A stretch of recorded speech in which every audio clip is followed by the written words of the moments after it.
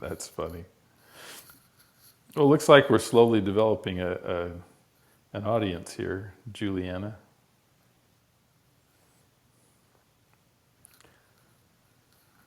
Not hearing from her. We are the worst at like the I techno stuff. I don't know what. I tell you what, our tech literacy is Sorry. Well, low.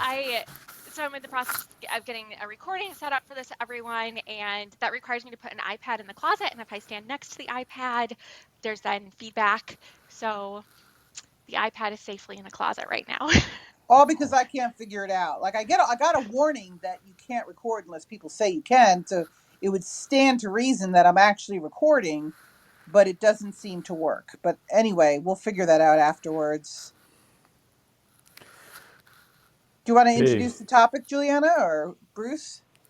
I don't because I'm the fifth wheel on this topic. So one of you two take it. Fifth wheel. What is that?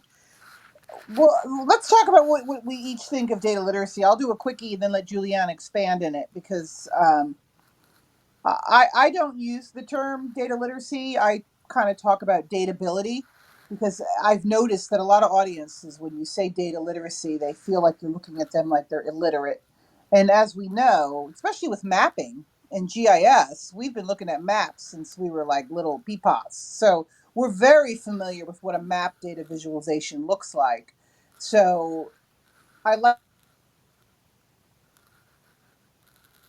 but when you say data literate, if I ask you a question or try to evaluate you on a concept, you're already like feeling a certain way. Any thoughts on that? Yeah, sorry, I'm just processing and thinking about that. So, hi everyone, I'm Juliana McMillan Wilhoit, and I I guess what I'm trying to think about is like that last bit where you were saying where like you already have an idea in mind. If you could just expand on that. Yeah, Are we having tech issues? yeah, no, I'm just not going to worry about the recording right now. What do you mean, like an idea? Well, the thing is, my experience is kind of maybe just N of one who doesn't apply to anyone. But I would teach a lot of physicians how to be data literate, how to read the clinical, part of their manuscripts, how to add more data insights to what they were doing. And at first I thought I would just, hey, I'll take this graphic out of this popular clinical review and we'll just all talk about it. And I would say to someone like, well, what is this saying? Or how would you title this thing? And everyone got really uncomfortable because a lot of them didn't know and they know that they should have known. They just didn't know. So I started being very aware of wanting them to participate, but not wanting to make them feel uncomfortable about participating. So that's kind of what I meant by that, if that makes sense. Oh, yeah, no, that totally does. And this is where I love, I guess, love your heart, Bonnie, in this, in terms of like building a bigger table and just accepting people where they are, um, in terms of like helping people maybe to discover on their own terms that they don't know as much as they thought that they might know, as opposed to being like, you know nothing, you are doing silly things. And so I really appreciate that perspective. And I think the world would probably be a better place if in some, not maybe in all areas of life, but in some areas we let people sort of come to those sort of realizations on their own. So, Especially around math or any kind of technical thing. People already put themselves in a category, when it comes to data literacy. They feel like, oh, well, that's not, I could never do that. So a lot of time, that's where the storytelling comes in because people, they can't see what's going on under the hood. They just watch the whole experiential aspect of it and they enjoy it. And they're like, I want to do that because they don't see what that is. And then you can kind of have a place where you can start the conversation and start moving them along. Like I'm planning I'm keynoting. Actually, I'm closing keynote on a big conference that's supposed to be live. And my first thing is like I always start with the title because I want something to find out people to find out like slowly that it's going to be technical. like teach them something before they know they're actually learning something. So I was starting with the concept of drowning doesn't look like drowning, because I want them to realize that this thing that you're looking at that you think is so technical and so complicated really isn't. You just take it a piece at a time. And the reason I use drowning is because people think when people drown that they're splashing in the water and their arms are flailing, but really what they do is they just quietly sink under the surface. And that's kind of what it looks like when you're teaching, when you're presenting to a group of 200-300 people. You're up there talking about, Python, and look at QJS and look over here. And, slowly people are falling beneath the surface because you lost them somewhere. So that's kind of why I thought data literacy, or, datability, like I call it, just call it data literacy so everyone knows what we're talking about. Why it's so important and impactful to spend some time talking about how you measure it, how you evaluate it, and how do you plan for it. So if you don't mind, I want to chime in here. This is Bruce Buxton, and I'm a business development director at Critigen, and this is one of the joys of my week is to be involved in this room with Juliana, Bonnie, Tim, and Kendrick, and so we're glad that everybody could join us on Geospatial Connections Club. So thanks for being here.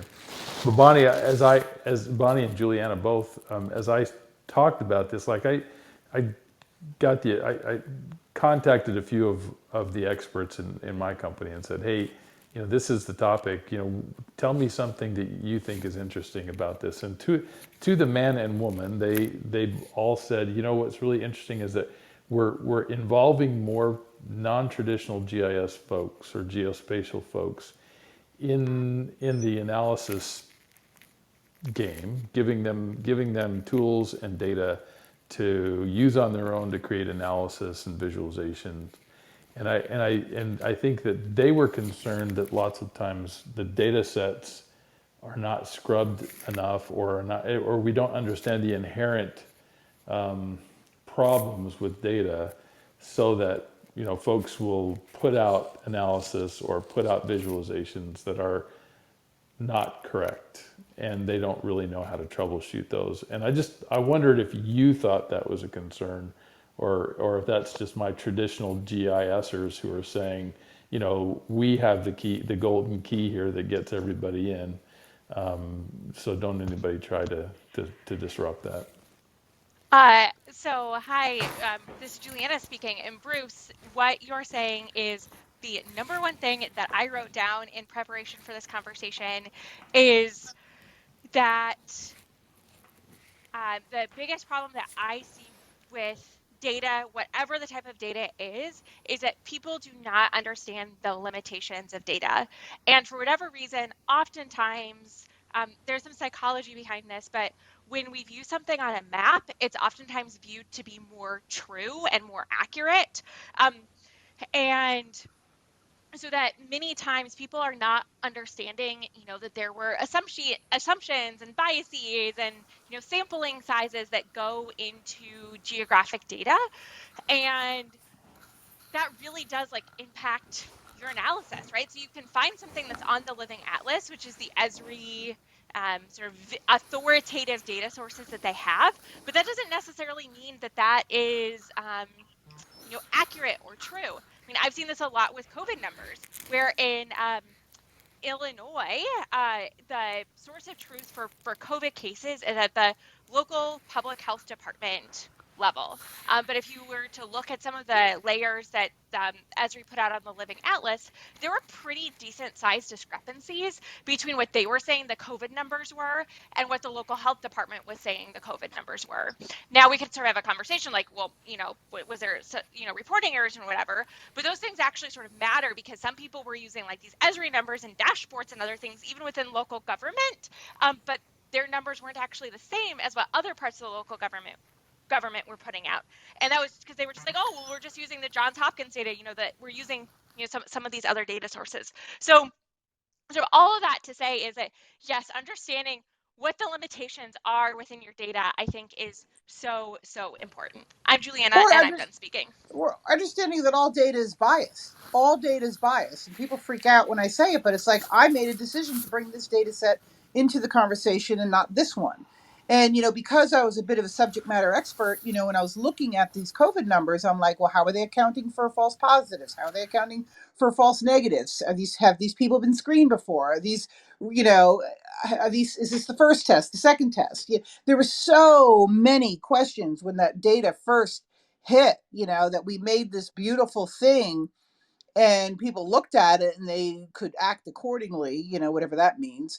But people don't understand that you need to have an inherent transparency in the data that you're bringing into the conversation so people know exactly what you're talking about. And we're just learning to do that. We're all, those of the people that don't work in data are used to seeing these summary statements like, the president is failing in Afghanistan. And then when you look at the data, you're like, wait a minute, 11,000 people just went out on a plane. I'm confused. What is it? Because when you get granular and you find out the person, who is the people, where are the people, what are they doing, how are they doing it, and you start unraveling it, then you have a story. Before that, you just have this snapshot of something that may or may not be truth or as true as you can get it. So I always tell people, be as transparent as possible so people can see where the gaps might be and can identify the biases, because we all have them. And that's really missing from a lot of what we do, especially in GIS, because you can hide a lot under a pretty topography, in a building that isn't on your map that should be. I'm Bonnie and I'm done talking. So I hope it goes without saying to anyone who's in the audience that you are welcome to join this conversation. We don't want to dominate the conversation, but we are having a conversation, and you're welcome to join it. Before I just throw my interpretation of what they said, Tim, do you want to introduce yourself, or do you have anything that you want to add to the conversation? Yeah, sure. All right. Yeah, mine's Tim Nolan. I'm a local govie here in the Dallas-Fort Worth, Texas area, and I do agree with what Bonnie is saying about transparency with the data and how people should be left to make their own decisions about it. But too often people don't, right? They just kind of glance and just so it's almost like the user experience. If you want to convey an idea, you know, probably 99% of us are not going to go any deeper. That's why it's just it's the data version of a soundbite. And we try. I'm working on a project right now. We've done this in the past, and it's that time of year to do redistricting, and by definition, that is a very political process. But here's an opportunity where data could drive the conversation. We have certain rules that a certain, let's say, commissioner district has to be a certain population. That's the data talking. You can't argue that it's not the population unless you're arguing with the source of the data. But once you do that, then let the politics provide. So we've even done some data-driven redistricting where as soon as a precinct has hit a certain threshold, it's time to redistrict. Where it wasn't someone that decided it was time, it was the data that decided, or the data that suggested, and then the decision was made to change it. So I just wanted to kind of change an angle here and see what y'all think about that. All right. Well, hey, I just want to respond to what Bonnie and Juliana had said. Thanks, Tim. I appreciate the data driving, just driving the outcomes. That's fantastic. What I hear you saying is that we, as geospatial professionals, we can't necessarily just kind of empower people with tools and data sets and say, here, this is how you use them, go forward, right? The part of the responsibility of the geospatial professional is to really educate and help people to understand the limitations and the inherent complications that are associated with spatial data. Am I hearing you correctly? That's part of the conversation, is that we can't just, like data literacy is a nice warm fuzzy idea, and when you think about extending the power of location into other places that it hasn't been before, that's a great idea, and it feels good.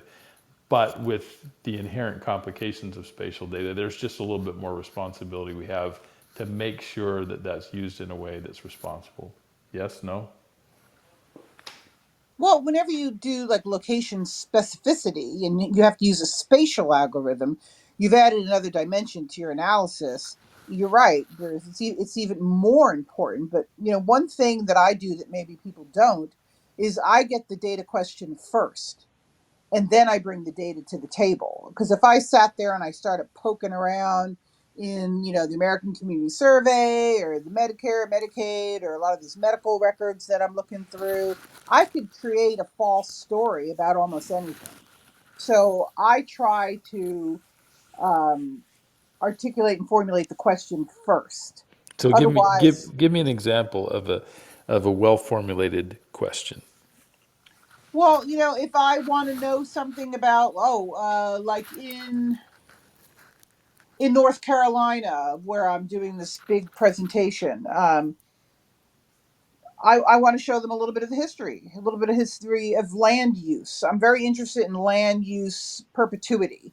And a lot of that was started in the 1930s with the redlining. We've talked about that. So then I start looking at, I really want to know about, well, gosh, I'm curious. I wonder what the surface is like. Is this impervious surfaces that we're looking at? Is this flood? Is this rain we're receiving able to run off? Where is the flooding happening? I wonder if that's going to impact, the development of mold and asthma in these populations. So I'm thinking through all of these things before I go look for the satellite image that I think I might want to use, or start looking at the census to kind of look at what's happening in this population. Because I have these groups of physicians on this other project that are practicing in satellite clinics and don't really know the people they're serving. They don't know, what it means to be in an underserved population. They may say the bulk of my patients can't pay, they're poor, they're on Medicaid, but that's all they know. But when I show them what that means, because I've really thought about the question and the sorts of attributes I'd like to see in my spatial information, now I can go out and try to find them. But if I'm just looking for a map that shows this hot spot about this urban density and it's on fire and oh my God, it's so hot, I've just proven my point with one data layer, and it's not as compelling and it may not be as accurate, because the more layers you have little checks and balances on your theories and your hypotheses to see, where it breaks down or what other variable you may not even be talking about that is just as relevant. Does that make sense, or did I kind Well, of lose no, you? well, I didn't get the question. So what Bonnie, Oh, I hear what you're saying. You're saying there's this forensic step in the middle that a lot of people miss, right? Where you have a well-formulated spatial question, and then there's this forensics piece in the middle where you go looking for stuff to help answer that question, and then you create your analysis and the answer that may or may not fit your hypothesis. But give me an example of a well-formulated question that can drive those forensics. well, give me a topic. I mean, because this is, Healthcare. oh, good. You picked a very specific one. All Yeah. right. Rates of asthma in urban, metropolitan So areas. what's the question? That you're giving me some sort of you're saying that there is this thing called the rates of asthma, right? But what's the question? What's the exact question? Well, that's the physician's question to articulate, but it might be, what do the patterns look like? What's the distribution? Where is this Right. happening? Is it seasonal? Right. Is it, what is there a triggering season? Is it temporal? Where is it happening versus where is it not happening? Can So we is it look and so see? is there a triggering season for asthma? Would be something that you could start at and say, okay, let's look at this regionally and let's start digging into the data and see if there are data sets that will help to create this analysis. Yeah, yeah, but I have to know more. I have to know the point I'm trying to make is you have to know more than just the fact that this thing's occurring here. You know what I Yeah. mean? Yeah. Yeah, I got it. Okay, Juliana, Tim, you have anything to offer there? Or another line of questioning, Or anybody from the audience want to pop up and kind of. please. Where were you on August 2nd at 10 p.m.? All right, so that was a bad joke, but another line of questioning. But no, that was interesting, but I have nothing else to add other than that bad joke. So I guess the point is, and if anyone in the audience, like when you are, this is good. I think Bruce is the one that mentioned this, maybe Juliana. Like when we look at the data that we're using, that we're finding in Google Earth Engine, we're looking at, I kind of know how to react to satellite data because there's a lot of tools at our disposal, right? We can look at the pixels, we can compare things, we can see, where is this does this make sense to what's in this area, right? The luminescence and all this other things that we look at when we're examining, Landsat data, for example, or anything coming out of a satellite. But what about the other layer that we add? What about those layers that are really non location based data that we want to know about those geospatial locations?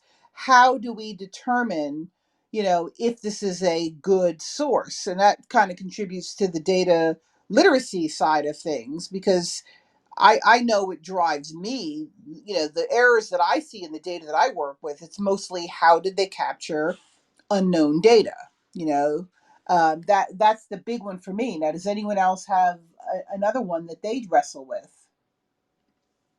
Like imputation is like the example that I'm using. Well, yeah. So, something that in the past, I dealt with a lot of like hazard data, and right. So where I was less doing the analysis of the thing, right, figuring out like where the hazards were, and more, being like, okay, like here's what some scientists say, climate change. Um, and so a big thing that I just had to work with was what actually did you do? And does this actually answer the question that I'm saying that this answers? So for, landslide data, like, is this actually saying that there's going to be landslides? Is this like landslide probability? What does that landslide probability mean? And so, a lot of what I would do is just like go into the metadata, go look and see what they did. And that's why I'm a huge fan of people actually publishing metadata. The WRI, the World Resources Institute, I just want to give them a shout out, because I think that they publish some spatial data on environmental things, and they just have the best metadata, as well as just like are the kindest souls for when I've emailed them and been like, I have a question about your math. I was But just that's work. Go ahead. Oh yeah, but I just think like the ability to dig into that data, and understanding that it's not just being able to look at the data or to be able to produce the data, but to be able to learn from the analysis that other people have done, as well as just looking at, the breadth of,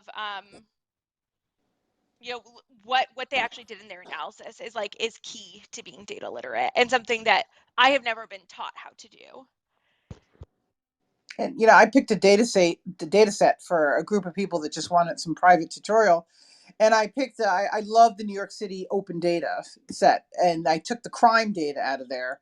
And oh my God, the thing is, like, that's not, like you said, Bruce, it's not clean data, not by any stretch. And so, I wanted to narrow it down because there must have been about 50 ways to describe somebody being murdered. Were they murdered with a blunt instrument? Were they murdered with a firearm? Were they murdered accidentally when you Is push this them? Clue? Huh? Is this Clue? Yeah, it was exactly. That's what it felt like. So, like, I could not have students work with this data set without pausing to teach them how to go through this data set. So I decided, let's just focus on Christmas Day. Maybe we're less likely to act a fool on Christmas Day. So maybe there'd be less data.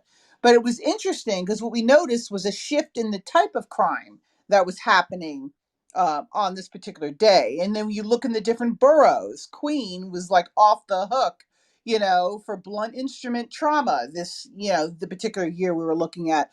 But like people need to know that you just can't filter it, find everything with felony in it, lump it all together, unless you're willing to talk about, what you did and the generalizations that you made and what you mean by felony and how this was recorded. I mean, that's an off topic or a weird industry thing, but like the data that we bring in, like the metadata Juliana was talking about, and the additional data we bring in to bring texture to our storytelling, that stuff is, I think, a lot messier than the satellite imagery that we rely on or the remote sensing. But that becomes exponential when you're layering it with data that might be okay, and you put another layer, another layer, another layer, and all of a sudden, you know, maybe you're not as clear or as scientifically rigorous as you thought you were when you started. I'm Bonnie, and I'm done talking. Hello, can you hear me? Yes, Oh, sir. hello. Hello, Emmanuel. You're up. What's up? Yeah, I'm cool.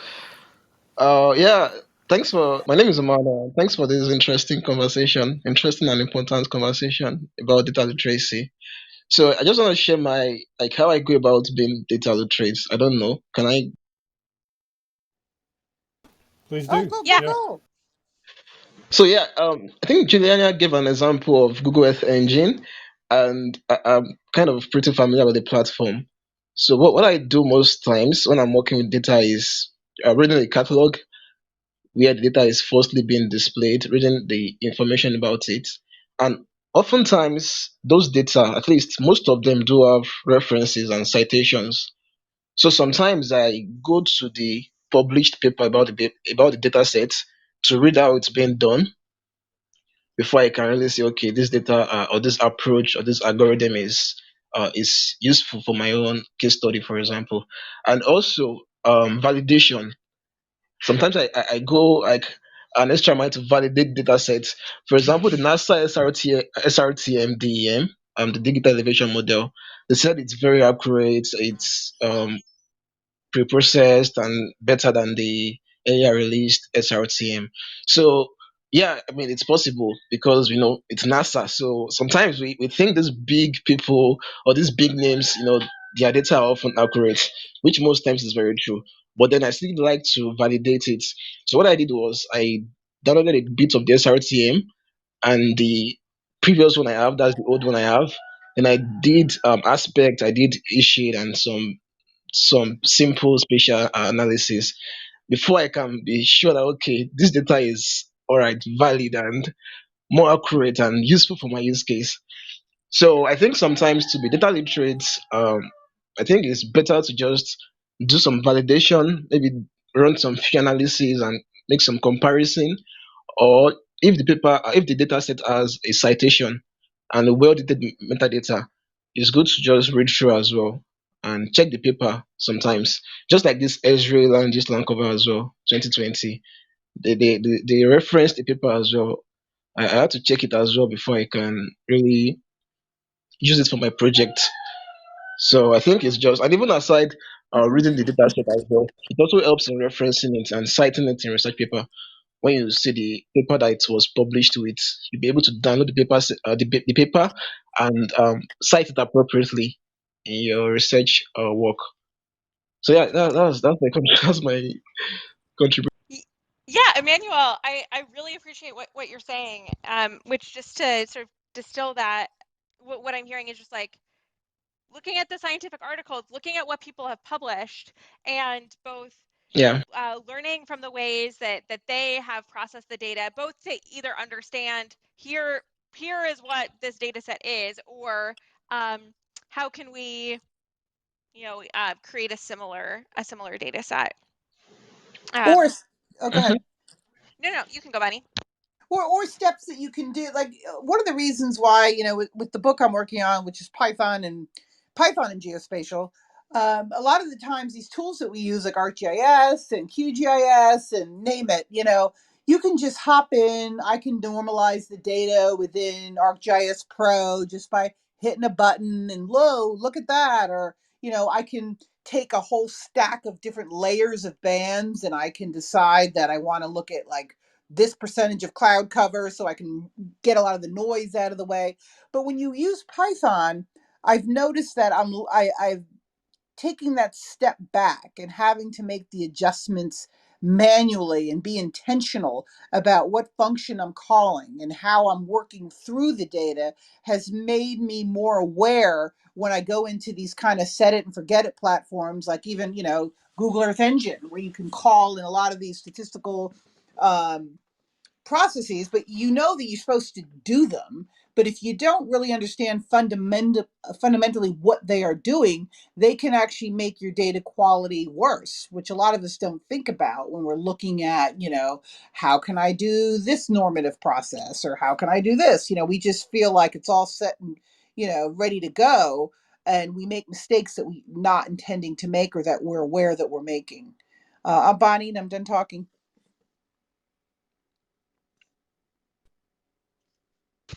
Well, thanks for that, Bonnie and Emmanuel, also for sharing that with us. So we are at the top of the half hour, and just want to thank you all for coming to the Geospatial Connections Club. We meet for an hour at this time on Wednesdays, whatever time zone you're in, meeting from 12 to 1 Central or 1 to 2 Eastern, you know the drill. Anyway, this conversation is being recorded, and we do that just to be able to share these conversations out with other people in our community who might not be able to make it live. We do have a website, www.geospatialconnections with an s.com, where you can find our latest video, as well as we have sort of a mailing list. You can enter your email there, but that's also a really great way. If you have an idea for a topic we should discuss, we would love to know that there. We've planned out our talks through the middle of October, and pretty much all of the conversations that we have planned out for the next month and a half came from the suggestions of members of our community. So I just want to thank you all who are doing that. I also want to invite other people to come up and to join the conversation. So if you're new and you're not totally sure how to do this, you can, at the bottom of the screen, it says leave quietly with a peace sign, and then next to that is like a hand with a piece of paper. That's raise hand, and so that says, hey, I'm here. I would love to say something and to share within the conversation. Maybe you have a time in which you weren't particularly data literate, and that brought some problems into play, or some other thoughts on how we built it. Or also, what I really liked, we touched on a little bit maybe in our private conversation, was like, how do you plan for your own data literacy? How do you build self-learning? It's kind of how I was built from the ground up, because I'm an autodidact. So I'm always looking and learning. So I'm really curious to hear how other people manage that. So if you want to pop up and share your experience, that would be great too. That's a great point. Yeah. How do you go about learning data literacy? I know that I have at times been really embarrassed as I've gone back and looked at things. When I was studying for the GISP last year, which thanks to COVID, I didn't end up taking, I was really struck with some of my own lack of awareness of how some processes, just some things with projections. So anyway, that's my thoughts. So Juliana, before we move on to Nicholas, I did want to refine what you were saying a little bit about the club. Just to give everybody an idea, the Geospatial Connections Clubhouse room started this past spring, and it was just basically as us five saying we want to build geospatial connections, as the name implies, right? We've got nothing to sell, and when Juliana says we've got an email list, that's to inform you of different things we're talking about and to give us a back and forth way that we can communicate. But we're not here to sell you a service or to sell you a tool. We really sincerely want to create these geospatial connections to build our network with you, and to give you an opportunity to build your network in other ways as well. So our chats are formulated to do that kind of thing, where we can share expertise and share our personalities. And if you want to introduce yourself and you're in the audience, that's a good use of time. Just make it don't be exhaustive, be brief. But we'd love, if you want to introduce yourself to the room, that would be a good use of time. But I just wanted to make sure that we covered that, Juliana, before we moved on to Nick. Thanks for that. Yep. So Nicholas, you are new to the stage, or not new to the stage, you're on the stage, and we'd love to hear your thoughts, and welcome back.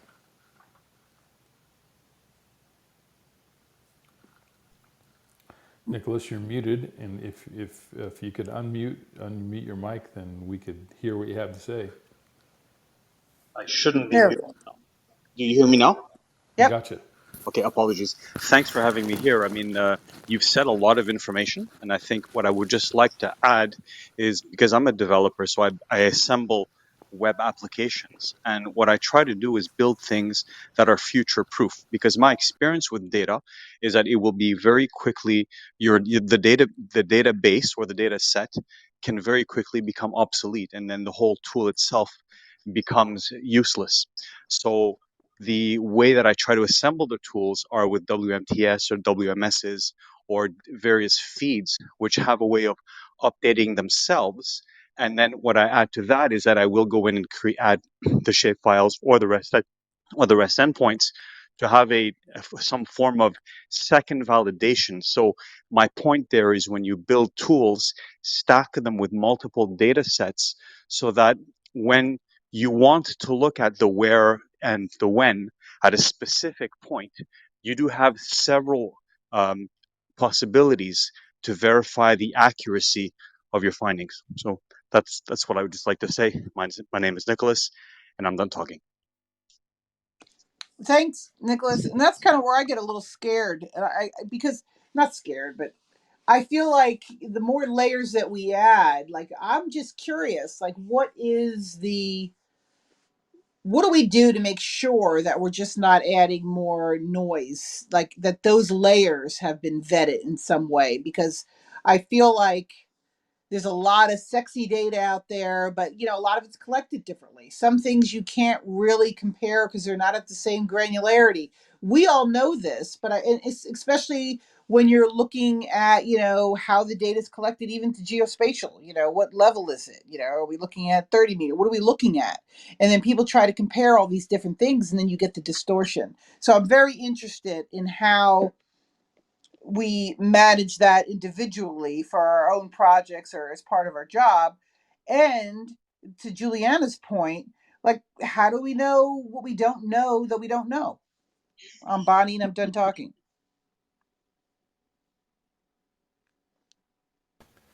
Well, that was deep, Oh, Bonnie. Profound. That Um, was really I did want to address something that Emmanuel said. We got NASA data. You kind of feel like you should trust it because it's some big a big agency. And I'll just the census data is becoming available to us now. And I don't know if we all just accept that as truth. I know it's not true. I mean, like technically it's not truth, but it's just an accepted level of data. What do you do if you don't, do we have to inherently trust that kind of data, or do we, is it too late to vet that kind of stuff? I'm just kind of curious when you have a data source like that, that is usually just the accepted source for many different things, is that really reality? And then how do you build, how do you tell your audience, yeah, this data is not 100%. You got to Well, teach them how the to use the world's data obviously. yeah. dictionary. The data dictionary. Go ahead, Juliana. What I was just gonna say is the world's obviously flat because maps are flat. But I was gonna, if Okay, you but ever read through the data dictionary, and I'm sure you do, Tim, you'll see all the like things we make as assumptions with the data that's collected. Like, people don't look in there for a reason, but you have to, because it's telling you what the limits are and how the data was collected and how you can't compare certain years to other years and why you should use date ranges and certain variables and not. I teach the census to a lot of statisticians and data folks, data science folks, not so much to say, here's how I can make it better. It's here's how you can know the limits of what you can say with this data that you're using. Bonnie, and I'm done talking. I think validation of those data is still really important by we the audience ourselves, because take for example the I think some weeks ago Google released the Africa building footprint that was generated by some AI algorithms, which is pretty cool. So, it's coming from Google, so we accepted it. But when the audience, those in the OSM community, even myself, I checked for Lagos State. I overlaid the building data. It's on Google Earth Engine. I overlaid it on a Google base map. Then I realized that there are still some discrepancies. It's not accurate, it's not correct for some places. And so I feel this data coming from these organizations, they are still acceptable to some extent. But then I think the onus is left on us to now do the validation. We shouldn't just accept everything as it's coming our way. We should validate it by ourselves. And if it's accurate, if it's what we want, then we can now use it. Otherwise, we can reach out to them so they can also improve on it. That's what I feel. Absolutely. And Google Earth Engine is not an open data platform necessarily. So you do, especially with some of these places, they really have um, a lot of problems, capturing this data and capturing it in a way where it quote unquote plays nice with other data or different other types of data perspectives. And we do need to be able to ask questions. People just don't. People just accept things at face value.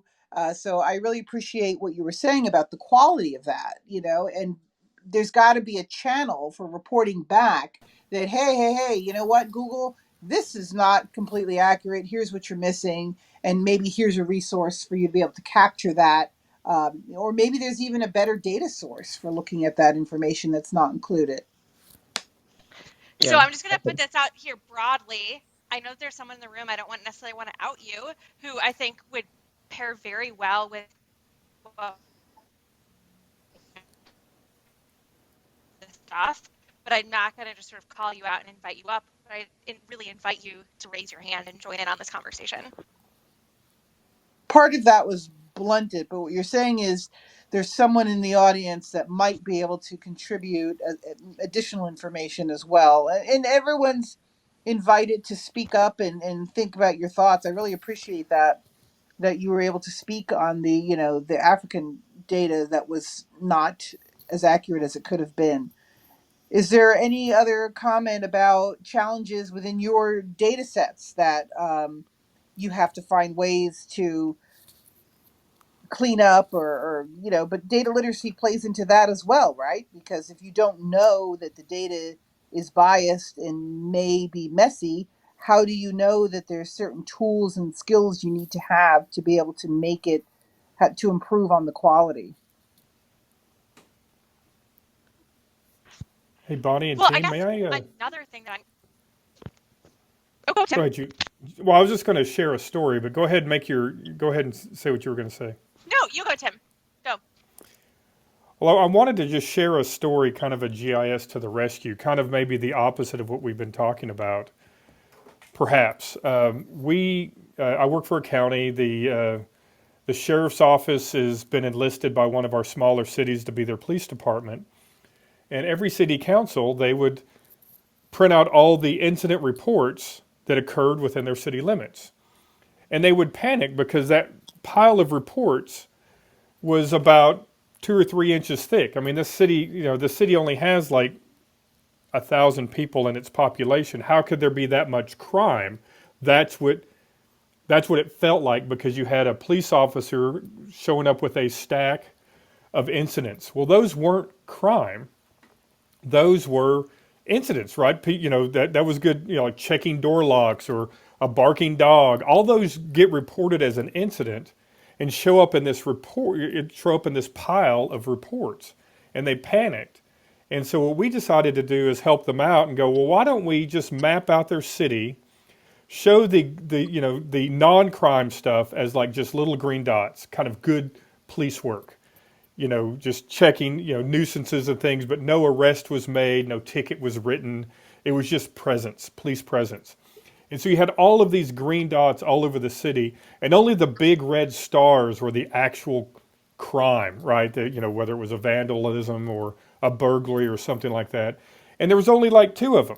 So it kind of turned that big pile of reports into something that was really, at first was panicky, became very positive when you just showed it on one sheet of a map that showed this is basically revealing how good we are doing within your own community.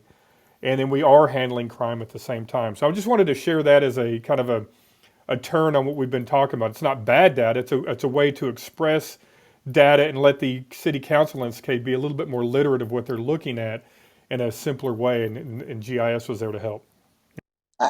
I, maybe I'm not sure if you were on the conversation when I was telling you how when I went into the New York Open City data and I was looking at incidents, in crime and all that, and like I was saying, like you said, there's a lot of stuff buried in there that has the same code of another offense that is totally different, and it's not nearly the same scale of impact. So I'm glad to hear you share something similar. I'm It, Bonnie, and I'm done talking. and it was interesting to see, like, suddenly it just turned positive almost immediately. Like, oh, okay, so we're not this horrible place to live. This is so, but you're right. I mean, it's once you reflect the data in the way that, makes more sense to the audience, then it's, then they can appreciate it a little bit more.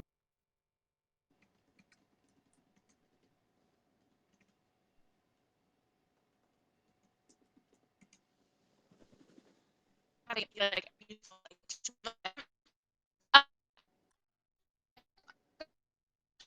I don't, Julie. I'm just Juliana. I'm just going to talk because I don't know if it's just Yeah, me with your connection or no, it's not. I'm getting the same thing. She's coming in kind of choppy. because maybe anyone in the audience might want to offer up their own version of data literacy, because I think we all know at our own peril, if we don't understand the number being conveyed to us, whether it's a headline, whether it's in a report we're writing or reading, or something that we're passing along, like, oh look, it says over here that 30,000 people did this, and we say, oh okay, and we move that over here. We were just talking on a call.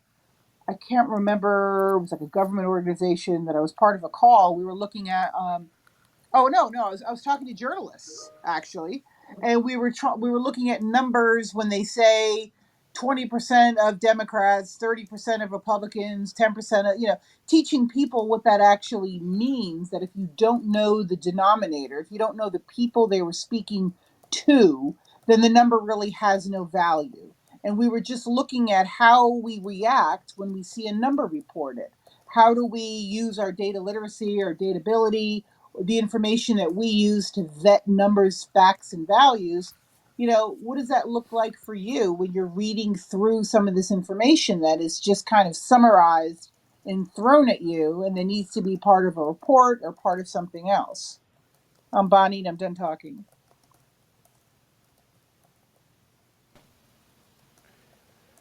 What Juliana was trying to ask is, what happens when you weren't data literate?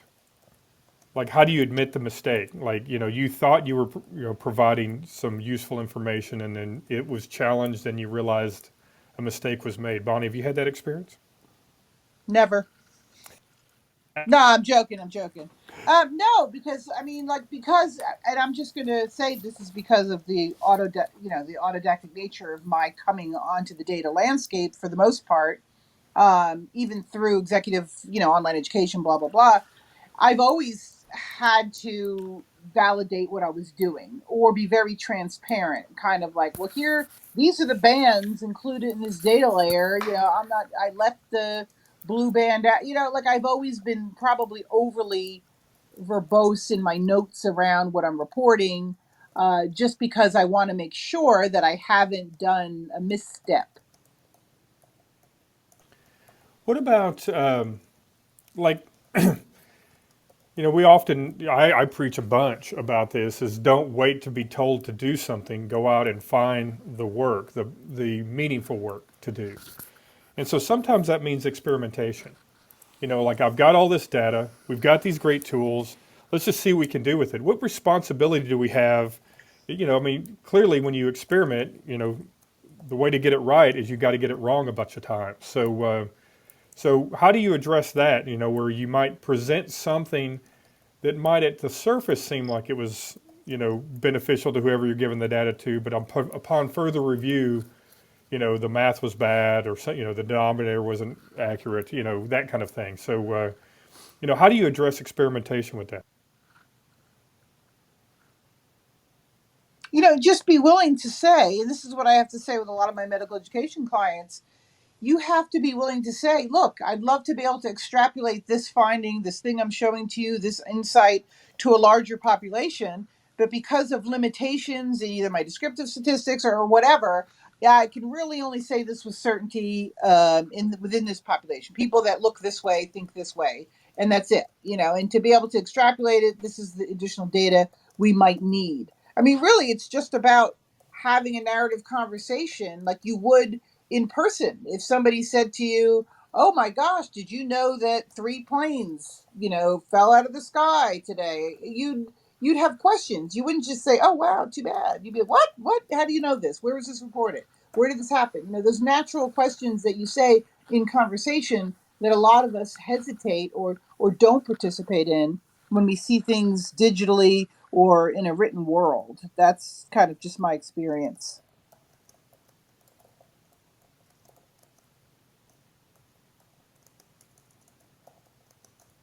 Did anyone else want to comment on anything like similar, or how they deal with, really maybe even being an advocate for your data? Like, how do you qualify the data that you do include in the conversation, if that makes sense?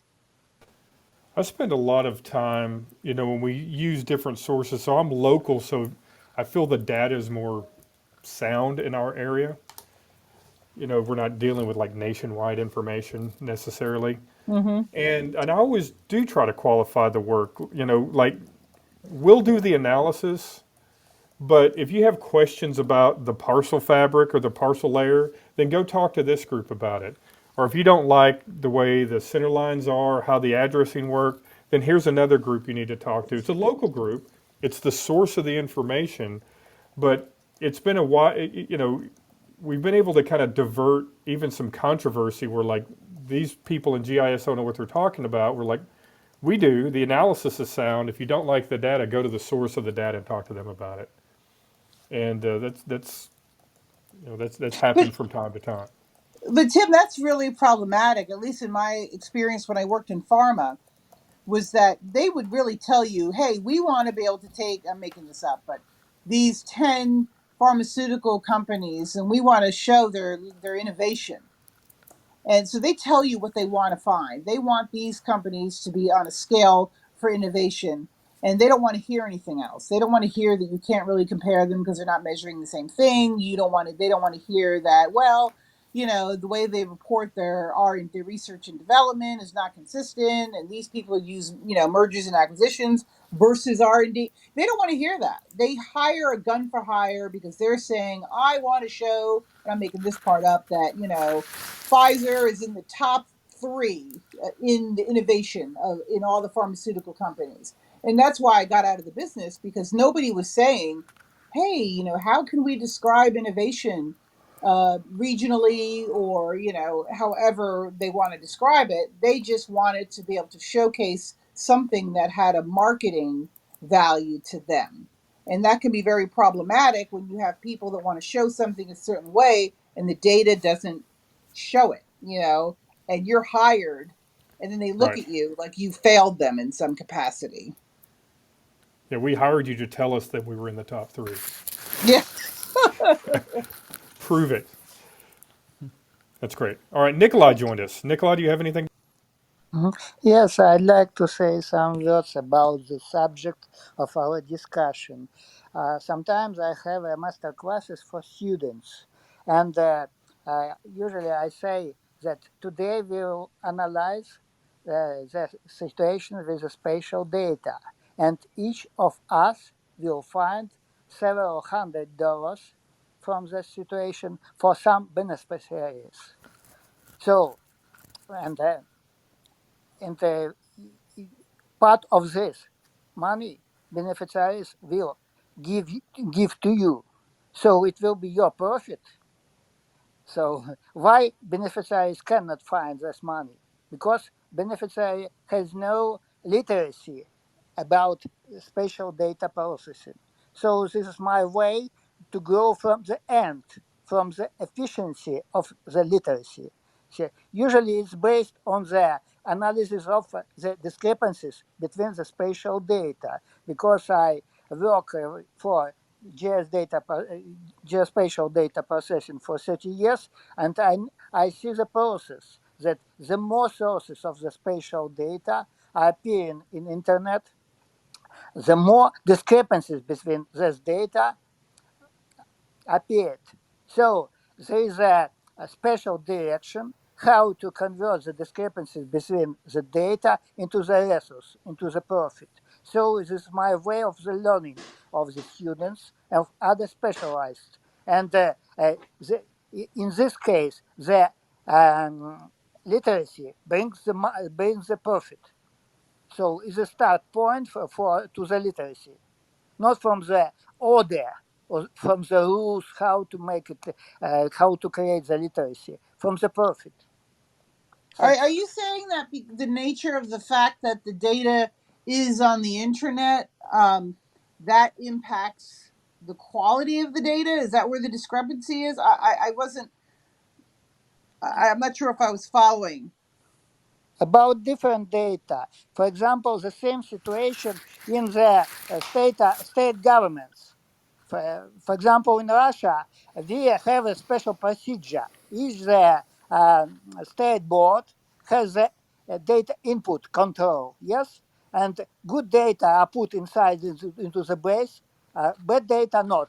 But the procedures of the control are changed. The norms are changed. So on the input, each time the data are good, but inside the data are more and more contradictory, and the state officers cannot change the situation from the point of view of law. They can only represent this data. So we need to create a special field uh, to working with the data as a proof, to create standards of proofs and to create the special technologies to realize the standards of proofs, because the single way to work of the civil business with the state is working through the proofs. Thanks. Yeah, Nikolai, that's a really interesting like I'm guessing that what you're saying is like if someone is only interested in one single truth, how do you bring data to the table that can challenge data and be confident in the quality of the data that you're receiving? And I mean that's a big conundrum and something that journalists and data scientists, continue to try to ameliorate. But I appreciate you sharing something that many of us don't think deeply enough about, depending on where our geographical location is, if that's not as big of a concern. So thank you for that.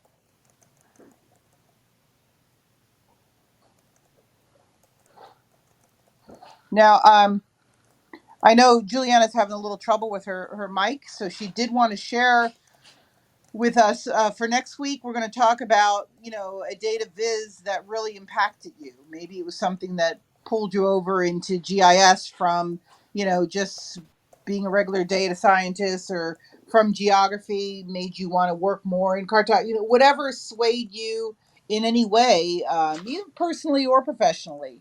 Maybe sharing what that is. And what might be really great is if you have one in mind, when we post the Twitter or the LinkedIn notification about the meeting like we do every week, maybe you could share it in that space, and then we'll all talk about it, live during the clubhouse. So if you have a visualization that impacted you a lot, professionally or personally, just go ahead. We'll put the announcement for next week up early so people have an opportunity to think about it and to upload something to either Twitter, LinkedIn, whatever your poison of choice is. Does that sound good, everybody? Awesome. Sounds great, Bonnie. Well said. Yeah, that's perfect. Okay.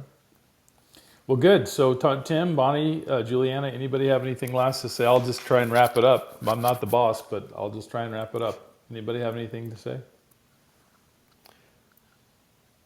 No, as always, I really appreciate I learn every time we have these discussions. There's always a new vector that I'm unaware of that's always interesting to me. So I love the subjects that we're discussing, and I thought this was just, another one of those really enlightening topics.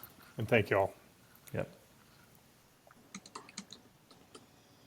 Go, Bonnie. Wait, Vinu, do you want to say something really super fast? Yeah. This is my first day here. I'm a GIS aspirant and changed my profession from biology to GIS. We'll catch up in the next meeting, but I love the conversation you had today. It's very enlightening, and thank you very much. That's me. Thank you for stopping and saying hey. I know we have a couple other people, but we'll get to you next week, or you can just post something up on the Twitter or the LinkedIn when we post our little summary of the meeting if you had a question, and we'll try to get to it. Sure, we'll keep in touch.